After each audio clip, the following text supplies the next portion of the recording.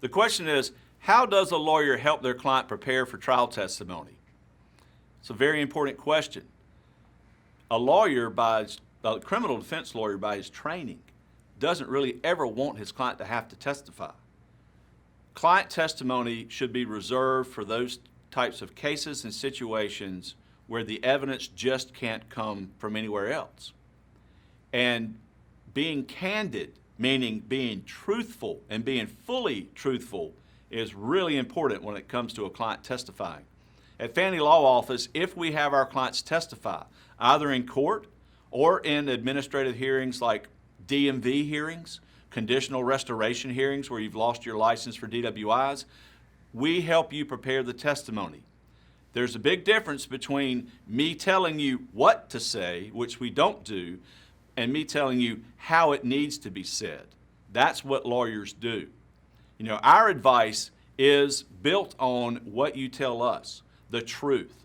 The legal system is built on finding the truth.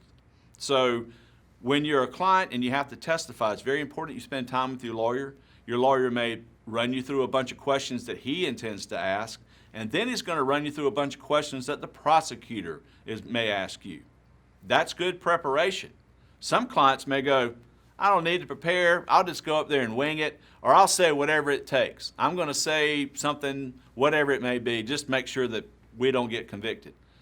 Your lawyer can't do that. That's an ethical violation. Your lawyer cannot participate in what is considered to be a fraud on the court. You go up there and lie and your lawyer knows you're lying, he has a duty at that point to go, time out. And then he has to go and talk with the judge.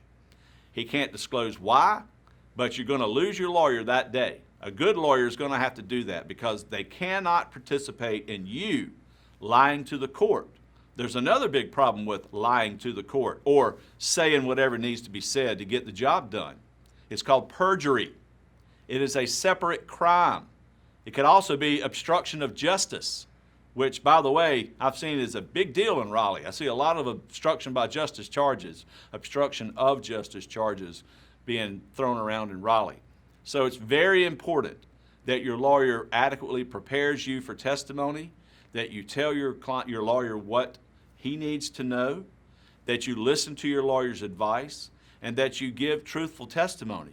Frankly, if I have someone who's told me they're going to lie, I'm not calling them to the stand. If I've got a client who says they want to lie, the first thing I'm going to tell them is, bad idea. Can't let you do that. Not going to let you do that. Not going to let you cut your own throat in court by coming up with something.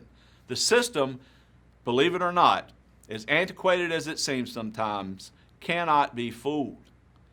Do what's right. Listen to your lawyer. Tell us everything. We can work through whatever it is. We've got an obligation to you. It's a thing called attorney-client privilege. You tell me things that you don't want anybody else to know, I am absolutely duty-bound not to tell anyone else. I can't tell the prosecutor, I can't tell the judge, I can't even tell your wife or your parents.